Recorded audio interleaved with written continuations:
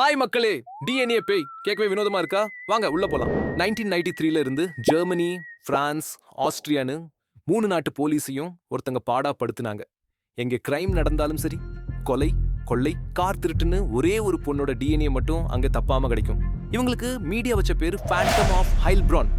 எப்படிங்க ஒரு பெண் இத்தனை நாட்டுல இத்தனை வகையான பெரிய கிரைம்களை பண்ண முடியும்? கோடிக்கணக்கான பேரோட டேட்டா பேஸ்ல தேடினாங்க, ஒரு மேட்சும் கிடைக்கல. பல கோடி ரூபாய் செலவு பண்ணாங்க, தனிப்படைகள் அமைச்சாங்க. ஆனா அந்த ஃபேண்டம் மட்டும் கைக்கு சிக்கவே இல்லை. 2009 இத்தனை வருஷ மர்மத்துக்கு ஒரு முடிவு வந்தது. உண்மையை கண்டுபிடிச்சாங்க. ஆனா அந்த உண்மை போலீஸ் அதிகாரிகளையே சிரிப்படைய வச்சுச்சு, அதிர்ச்சி அடையவும் வச்சுச்சு. ஏன்னா இந்த டிஎன்ஏ ஒரு ஃபேக்டரியில வேலை செய்யற பெண்ணோடது. இந்த டிஎன்ஏ எப்படி இத்தனை கிரைம் ஸ்பாட்ல கிடைச்சிச்சு தெரியுமா? போலீஸ் தடயவியல் நிபுணர்கள் தடயம் எடுக்க பயன்படுத்தின காட்டன் பட்ஸ் இருந்துச்சுல்ல, அந்த பட்ஸ் தயாரிச்ச கம்பெனில இந்த பெண் வேலை செஞ்சிருக்காங்க. பட்ஸ் தயாரிக்கும் போதே அவங்க டிஎன்ஏ பட்ஸ்ல ஒட்டிக்குச்சு. ஃபேண்டம் ஆஃப் ஹைல்பிரான் ஒரு குற்றவாளியே இல்ல.